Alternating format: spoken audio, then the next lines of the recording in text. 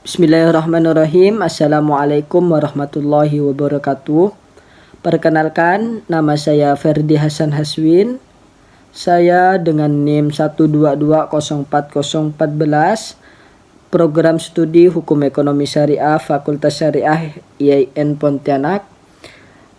Serta salawat serta salam tetap tercurahkan kepada baginda Nabi Muhammad SAW yang telah membawa kita dari alam jahiliyah menuju alam terang benderang. Selanjutnya, yang terhormat kepada dosen pengampu makul pada saat ini, yaitu Kapita Selekta Ayat-Ayat Ekonomi, yaitu Bapak Kawakib MH yang terhormat. Selanjutnya di sini saya akan menjelaskan atau memaparkan bagaimana klarifikasi mengenai makalah, yaitu ayat-ayat ekonomi. Nah, sebelum saya membacakan ayat-ayat yang ada, kita harus mengetahui nih ayat-ayat harta. Nah, ayat-ayat harta itu apa, harta itu apa, dan bagaimana. Nah, harta itu sendiri menurut bahasa Arab itu disebut al-mal. Secara bahasa, al-mal ini bisa kita artikan sebagai cenderung atau cenderung maupun atau miring. Sedangkan secara istilah, yaitu secara Arab, itu diartikan sebagai segala sesuatu yang sangat diinginkan manusia untuk menyimpan atau memilikinya. Nah, pengertian ini menurut bahasa Arab. Nah, selanjutnya yaitu al-mal juga atau harta ini didefinisikan menurut Kamus Al-Muhit tulisan Al-Fayrus Abadi. Harta adalah sesuatu yang engkau punyai. Nah, menurut beliau di kamusnya bahwasanya harta ini adalah sesuatu yang ada atau yang kita miliki. Nah, sedangkan menurut para ulama, harta yaitu berarti adalah termasuk ini menurut pendapat Imam Hanafiyah, bahwasanya harta itu segala sesuatu yang dapat disimpan untuk digunakan ketika dibutuhkan. Nah, penggunaannya bisa dicampuri oleh orang lain. Nah, itu menurut beberapa ulama dan termasuk di situ Imam Hanafi. Nah, sedangkan harta itu secara kita lihat secara KBBI atau menurut KBBI adalah segala sesuatu yang dimiliki oleh manusia secara memilikinya ini jual serta memiliki nilai jual yang akan terus melekat padanya. Nah, di sini pengertian harta menurut KBBI itu adalah sesuatu atau segala sesuatu yang dimiliki oleh manusia serta memiliki nilai jual. Nah, yaitu sesuatu yang ada pada manusia serta itu memiliki nilai jual, itu bisa dikatakan harta ya. Ini menurut pendapat KBBI. Nah, seterusnya kita memasuki mengenai ayat-ayat harta. Nah, di sini saya akan membacakan beberapa ayat-ayat harta. Yaitu yang pertama adalah surah An-Nisa ayat 9, surah An-Nisa ayat 9 yang berbunyi adalah A'udzubillahi minasyaitonirrajim. Bismillahirrahmanirrahim. Wal yakhshal ladzina law taraku min khalfihim dzurriyyatan di'afa khafafu 'alaihim falyattaqu. Bismillahirrahmanirrahim. Assalamualaikum warahmatullahi wabarakatuh. Perkenalkan, nama saya Ferdi Hasan Haswin dengan NIM 122040414. Saya berasal dari program studi Hukum Ekonomi Syariah semester 2 Fakultas Syariah IAIN Pontianak. Yang kami hormati kepada dosen pengampu makul Kapita Selekta Ayat-Ayat Ekonomi, yaitu Bapak dosen Kawakib MH yang terhormat. Di sini saya akan mengklarifikasi atau menjelaskan mengenai makalah-makalah yang ada. Nah, yang pertama yaitu kami menjelaskan tentang makalah ayat-ayat harta. Nah, sebelum kami menjelaskan apa itu ayat-ayat harta, kami akan mengutip beberapa pengertian atau definisi dari harta itu sendiri. Nah, harta itu sendiri adalah kita ambil dari bahasa Arab yang mana disebut harta ini sebagai al-mal.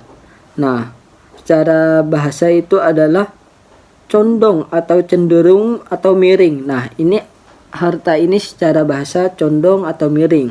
Nah, sedangkan secara terminologi atau secara istilahnya yaitu adalah segala sesuatu yang sangat diinginkan oleh manusia untuk menyimpan atau memilikinya. Nah, pengertian ini menurut bahasa Arab. Selanjutnya yaitu adalah ayat atau kita akan menjelaskan harta menurut Kamus Al-Muhit, tulisan dari karya Al-Fayruz Abadi. Harta adalah segala sesuatu yang engkau punyai. Nah, menurut beliau adalah harta ini segala sesuatu yang kita miliki. Nah, sedangkan menurut para ulama, harta adalah segala sesuatu yang dapat disimpan untuk digunakan ketika dibutuhkan. Penggunaannya bisa dicampuri oleh orang lain. Nah, ini termasuk juga menurut pendapatnya Imam Hanafiyah. Nah, selanjutnya kita menggunakan pengertian harta menurut KBBI itu sendiri. Nah, harta menurut KBBI adalah segala sesuatu yang dimiliki oleh manusia serta memiliki nilai jual yang akan terus melekat padanya. Nah, menurut KBBI itu adalah harta itu adalah segala sesuatu yang dimiliki oleh manusia. Nah, jadi harta ini semua yang bisa dimiliki oleh manusia itu sendiri, baik itu berupa emas atau itu berupa mobil, motor dan seterusnya, dengan syarat memiliki nilai jual yang akan terus melekat padanya, yaitu kepada barangnya. Nah, selama barang itu bisa dikatakan atau memiliki nilai jual, maka di situ menurut KBBI bisa dikatakan harta. Nah, selanjutnya kami akan menjelaskan beberapa ayat-ayat mengenai harta. Nah, yang pertama yaitu adalah surah An-Nisa ayat 9. Nah, surah An-Nisa ayat 9 ini adalah menjelaskan tentang harta yang berbunyi A'udzubillahi minasyaitonirrajim. Bismillahirrahmanirrahim. وَلْيَخْشَى الَّذِينَ لَوْ تَرَكُوا مِنْ خَلْفِهِمْ ذُرِّيَّةً ضِعَافًا خَافُوا عَلَيْهِمْ فَلْيَتَّقُوا اللَّهَ فَلْيَقُولُوا قَوْلًا شَدِيدًا. Shadaqallahul Azim. Yang mana artinya adalah dan hendaklah takut kepada Allah orang-orang yang sekiranya mereka meninggalkan keturunan yang lemah di belakang mereka yang memiliki khawatir terhadap kesejahteraannya. Oleh sebab itu hendaklah mereka bertakwa kepada Allah dan hendaknya mereka berbicara dengan tutur kata yang benar. Nah, ayat surah An-Nisa ayat 9 ini menjelaskan tentang harta, yang mana di sini menjelaskan bahwakannya hendaklah kita itu takut kepada Allah. Kenapa? Karena orang-orang yang di sekitar mereka ini meninggalkan keturunannya dengan lemah di belakang mereka. Nah, di sini bahwasanya surah An-Nisa ayat 9 ini juga menjelaskan tentang harta. Nah, bukan surah An-Nisa ayat 9 saja yang menjelaskan tentang harta, akan tetapi di sini terdapat lagi surah Al-Anfal ayat 28 yang mana berbunyi A'udzubillahi minasyaitonirrajim. Bismillahirrahmanirrahim. Wa'lamu annama amwalukum wa auladukum fitnatun wa annallaha indahu ajrun azim. Yang artinya, dan ketahuilah bahwa hartamu dan anak-anakmu itu hanya sebagai cobaan dan sesungguhnya di sisi Allah ada pahala yang besar. Nah, di sini ayat ini menjelaskan bahwasanya menegaskan bahwasanya hartamu atau harta kita itu dan anak-anakmu hanyalah sebagai cobaan dan sesungguhnya di sisi Allah itu ada pahala yang besar. Nah, di sini bahwasanya penegasan baik itu harta yang kita miliki dengan nilai jual bahkan tinggi atau rendahnya, dan juga anak-anak kita itu adalah sebagai cobaan bagi kita. Karena kenapa? Karena banyak sekali dari harta-harta maupun anak-anak yang membuat kita menjerumuskan terhadap dosa atau kepada api nerakanya Allah Subhanahu wa taala. Na'udzubillahi min dzalik. Nah, selanjutnya terdapat juga ayat-ayat harta, yakni adalah di surah Ali Imran, itu bertepatan pada ayat 14 yang mana bunyinya Bismillahirrahmanirrahim. Zuyyina lin-nasi hubbus syahawati minan nisa'i wal banina wal qanatiri wa muqantarati minaz zahabi wal fiddati wal khayli wal musawamati wal an'ami wal Dzalika mata'ul hayatid dunya wallahu indahul husnul ma'ab.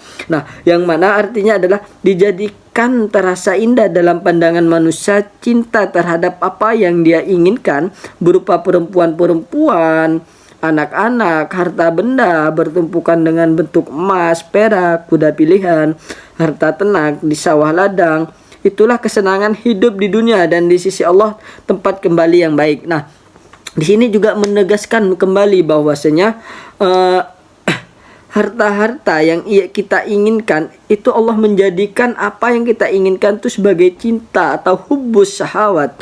Dan juga seperti perempuan, anak-anak, harta benda baik itu emas, kuda pilihan, hewan ternak dan juga sawah atau ladang. Nah, bahwasanya Allah di situ di ayat terakhir juga mengingatkan bahwasanya wallahu indahul husnul ma'ab. Nah, di situ dan di sisi Allah lah tempat kembali yang baik. Nah, di sini menegaskan kembali karena takut sekali dari harta-harta itu menjerumuskan kepada api nerakanya Allah Subhanahu wa taala. Nauzubillahi min dzalik. Maaf ya, agak batuk sedikit. Nah, selanjutnya di sini ada lagi surah bertepatan dengan surah Al-Kahfi yaitu pada ayat 46. Nah, yang mana bunyinya adalah Bismillahirrahmanirrahim. Al-malu wal banuna zinatul hayatid dunya wal baqiyatus solihatu khairu inda rabbika thawaban wa khairu amla. Shadaqallahul azim. Yang mana artinya adalah harta dan anak-anak adalah perhiasan kehidupan dunia, tetapi amal kebaikan yang terus-menerus akan lebih baik pahalanya di sisi Tuhanmu serta lebih baik untuk menjadi harapan. Nah, di sini kembali lagi Allah Subhanahu wa taala menegaskan bahwasanya anak-anak adalah baik itu anak-anak kita, perhiasan kita yaitu adalah sebuah perhiasan kehidupan di dunia saja. Akan tetapi di ayat ini adalah wal baqiyatus sholihati khairun inda rabbik, bahwasanya akan tetapi amal kebaikanlah yang terus menerus adalah lebih baik pahalanya di sisi Allah Subhanahu wa taala. Nah, di sini Allah Subhanahu wa taala selalu mengimbangkan atau selalu menyandarkan ayat tersebut kepada mengingat kepada Allah dan juga agar tidak terjerumus kepada kemaksiatan atau ke api nerakanya Allah Subhanahu wa taala. Nah, selanjutnya kami akan menjelaskan selanjutnya kami akan menjelaskan tentang etika dan moral dalam ayat-ayat hukum ekonomi. Nah, di sini kami akan menjelaskan sebelum menjelaskan ayat-ayatnya, kami akan membahas sedikit atau mengklarifikasikan sedikit saja mengenai pengertian moral dan etika. Nah, pengertian etika itu dari segi bahasa itu berasal dari Yunani, yaitu adalah ethos yang berarti adalah kebiasaan, adat, watak, dan sikap. Nah, mana ethos yang berarti kebiasaan ini adalah identik dengan kata-kata moral yang berasal dari bahasa Latin yaitu mores, yang berarti adalah adat istiadat ataupun cara hidupnya. Nah, sedangkan secara terminologi, etika itu adalah merupakan studi sistematis dengan tabiat konsep nilai baik, buruk, bagus, benar. Nah, dan juga salah satu lainnya sebagai prinsip-prinsip umum yang membenarkan kata untuk mengaplikasikan atas segalanya. Nah, dan juga etika ini adalah suatu perkembangan atau berkembang menjadi bidang kajian filsafat, yaitu adalah ilmu pengetahuan tentang moral atau moralitas yang merujuk kepada perilaku manusia. Nah, etika ini adalah salah satu perkembangan atau berkembangnya menjadi bidang kajian di ilmu filsafat. Nah, yang kedua adalah moral. Nah, moral itu berasal dari kata mos dan juga dalam bahasa Latin itu bentuk jamaknya adalah mores yang artinya adalah tata cara atau adat istiadat. Dalam Kamus Besar Bahasa Indonesia, moral ini diartikan sebagai akhlak, budi pekerti, dan juga lain sebagainya. Nah, di sini sebelum itu setelah kita mengklarifikasi atau menyinggung sedikit mengenai moral dan juga etika, kami akan menjelaskan tentang ayat-ayat pengertian tersebut. Nah, di sini dalam ruang lingkup etika dan moral itu dalam ayatnya itu kami akan membahas tentang pertama yaitu adalah maisir atau judi. Itu terdapat di dalam Quran surah Al-Maidah ayat 90 sampai 91 yang mana bunyinya adalah ya ayyuhalladzina amanu innamal khamru wal maisiru wal ansabu wal azlamu rijsum min amali syaitani fajtanibuhu la'allakum tuflihun. Maaf ya. Maaf. Innama yuridu syaitanu an yuqi'a bainakumul adawata wal baghdha'a fil khamri wal maisir wa yasiddukum an dzikrillahi wa anis salati fahal antum muntahun. Nah, yang mana artinya adalah wahai orang-orang yang beriman, sesungguhnya minuman keras, berjudi, berkorban untuk berhala dan mengundi nasib dengan anak panah adalah perbuatan keji dan termasuk perbuatan setan. Maka jauhilah perbuatan-perbuatan itu agar kamu beruntung. Nah, ayat 90 ini menjelaskan bahwasanya ayat maisir atau perjudian itu adalah salah satu perbuatan keji, yang mana perbuatan keji ini adalah suatu perbuatan yang kemungkaran, yang mana salah satu perbuatan dari setan itu sendiri. Maka Allah memerintahkan kepada kita yaitu adalah untuk menjauhkan agar kita perbuatan itu agar kita mendapatkan keberuntungan atau yang dikenal dengan fajtanibuhu la'allakum tuflihun. Di situ Allah Subhanahu wa taala menggunakan la'allakum tuflihun yaitu la'alla. Nah, di sini setelah ayat-ayat maisir, kami akan menjelaskan yaitu tentang ayat-ayat gharar atau dikenal dengan ini. Gharar ini terdapat di surah An-Nisa, yaitu bertepatan pada surah atau ayat 29, yaitu A'udzu billahi minasyaitonir rajim. Bismillahirrahmanirrahim. Ya ayyuhalladzina amanu la ta'kulu amwalakum bainakum bil batili illa an takuna tijaratan an taradin minkum wala tafla Allah Subhanahu wa taala. Yaitu Roro ini terdapat pada Quran surah An-Nisa ayat 29 yang berbunyi A'udzubillahi minasyaitonirrajim. Bismillahirrahmanirrahim. Ya ayyuhalladzina amanu la ta'kulu amwalakum bainakum bil batili illa an takuna tijaratan an taradi minkum wala taqtulu anfusakum innallaha kana bikum rahima. Yang mana artinya itu adalah wahai orang-orang yang beriman, janganlah kamu saling memakan harta sesamamu dengan jalan yang batil atau tidak benar kecuali dalam perdagangan yang berlaku atas dasar suka sama suka di antara kamu, dan janganlah kamu membunuh dirimu, sesungguhnya Allah Maha Penyayang kepadamu. Nah, di sini bahwasanya pada gharar ini Allah menegaskan bahwasanya kita sebagai orang-orang beriman janganlah kita saling memakan harta yang sesama kita dengan cara yang batil atau tidak benar. Nah, gharar ini itu dengan cara penipuan, baik itu cara gharar dalam kategori perdagangan atau juga gharar secara keseluruhan. Nah, ayat ini menjelaskan bahwasanya Allah Subhanahu wa taala ini melarang kita untuk mengkonsumsi harta dengan cara-cara yang batil. Nah, batil ini banyak pengertian batil-batil. Nah, salah satunya yaitu menurut pendapat atau mengutip dari pendapat Asy-Syaukani dalam kitab Al-Fathu Al-Qadir diterjemahkan dalam Al-Malaisa bihaqqin gala, yaitu adalah malaisa bihaqqin. Apa itu gharar?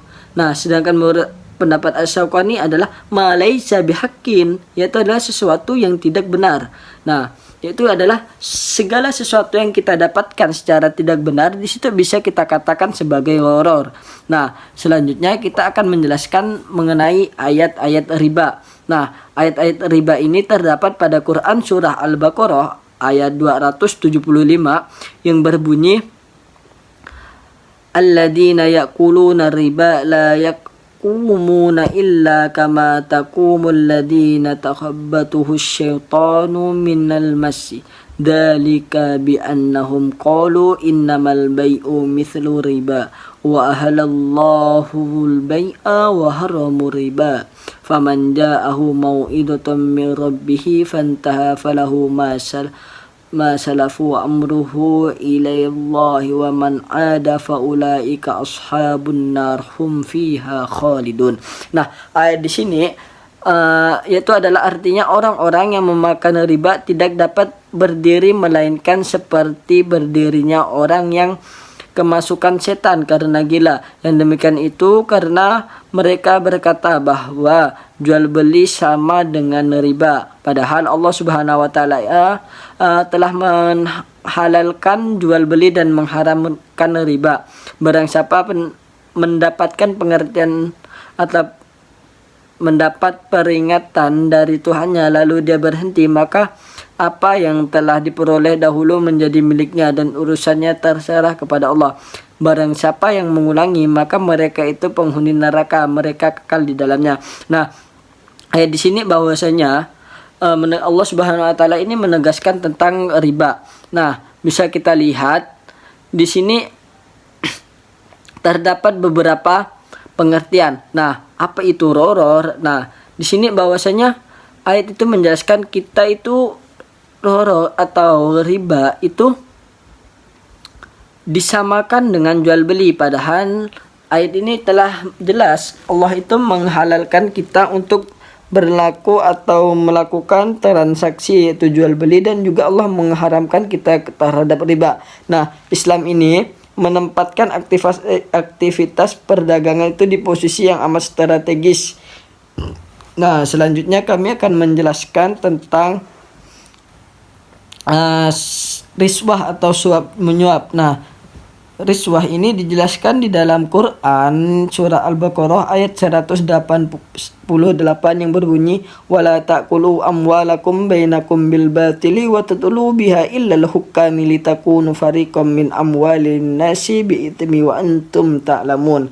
Nah, artinya dan janganlah kamu makan harta di antara kamu dengan jalan yang batil, dan janganlah kamu menyuap dengan harta itu kepada para hakim dengan maksud agar kamu dapat memakan sebagian harta orang lain itu dengan jalan dosa, padahal kamu mengetahuinya. Nah, ayat di sini menjelaskan bahwasanya Allah di sini melarang kita untuk berbuat batil dengan cara menyuap, baik itu menyuap kepada hakim. Sungguhnya kita juga mengetahui Allah itu melarang kita untuk berbuat Untuk berbuat iswah atau suap menyuap ini juga ditegaskan di hadis Rasulullah itu adalah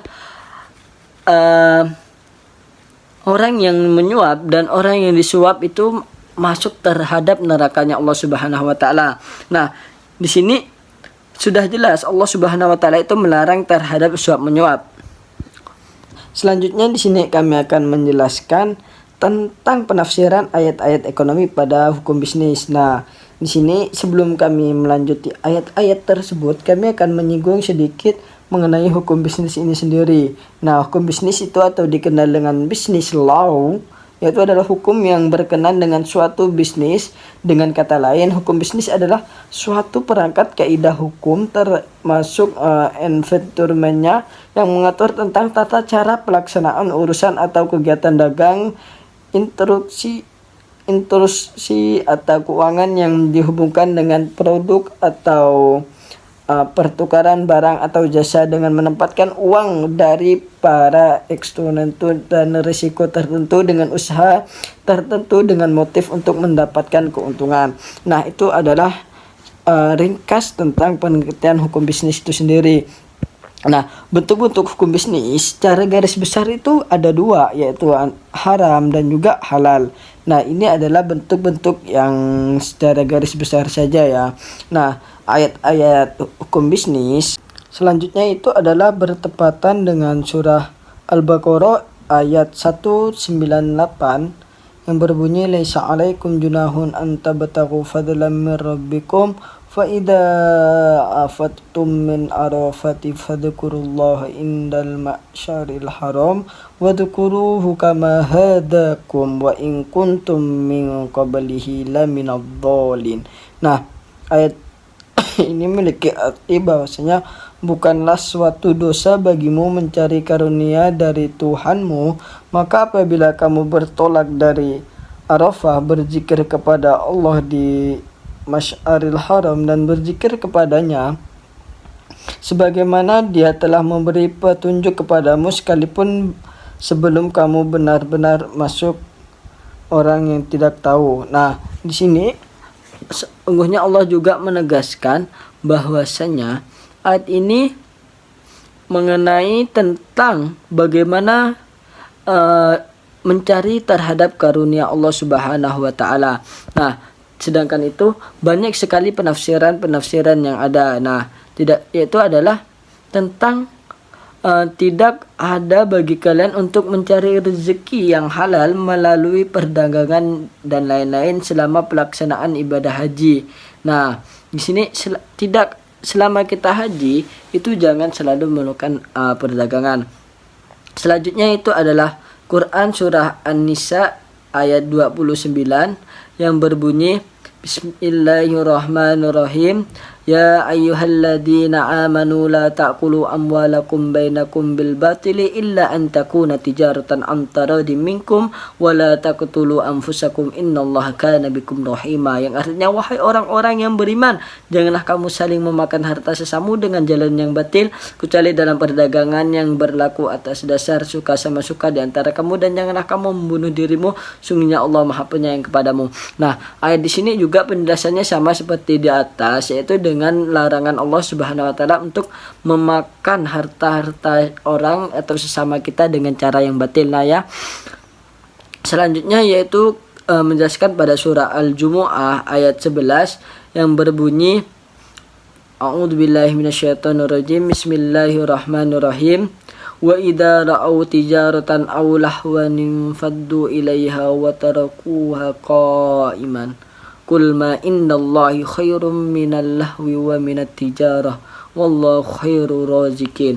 Nah, artinya adalah, dan apabila mereka melihat perdagangan atau permainan mereka secara menuju kepadanya dan mereka tinggalkan engkau Muhammad sedang berdiri berkhutbah, katakanlah apa yang ada di sisi Allah lebih baik daripada permainan atau perdagangan, dan Allah pemberi rezeki yang terbaik. Nah, ayat di sini menegaskan juga bahwasanya ketika mereka itu sedang berdagang ataupun dalam permainan, sehingga itu ketika khutbah Rasulullah kena Allah berkata bahwasanya katakanlah Muhammad bahwasanya itu sholat atau kepada Allah itu lebih baik karena sungguhnya Allah ini Maha Pemberi rezeki. Nah, ayat di sini juga menegaskan bahwasanya Allah ini menegur sebagai kaum muslimin yang tidak meninggalkan perniagaan atau permainannya untuk demi keduniawinya. Nah, selanjutnya itu pada surah An-Nur ayat 37 yang berbunyi A'udzubillahi minasyaitonirrajim. Bismillahirrahmanirrahim. Rijalul la tulhihim tijaratan wala bai'un an dzikrillah wa iqamis sholati wa ita'iz zakah khafuna yawman tatalaqabu fihi alqulubu wal ansor. Nah, yang artinya orang-orang yang tidak dilalaikan oleh perdagangan dan jual beli dari mengingat Allah, pelaksanaan sholat dan menunaikan zakat, mereka takut kepada hari ketika hati dan penglihatan mereka guncang atau hari kiamat. Nah, di sini menjelaskan bahwasannya menurut ini banyak penafsirannya, yaitu ketika orang-orang yang dilalaikan oleh perniagaan dan juga perdagangan dari mengingat Allah Subhanahu wa taala, seperti menegakkan sholat dan menunaikan zakat kepada orang-orang yang belum berhak menerimanya. Nah, Mereka ini takut pada hari kiamat yang hati akan berguncang antara harapan untuk selamat atau takut dari kebinasaan, dan perdagangan mereka tertarik untuk kemana mereka kembalinya. Nah, sekian dari saya. Apabila ada kata-kata yang salah, mohon maaf. Wassalamualaikum warahmatullahi wabarakatuh.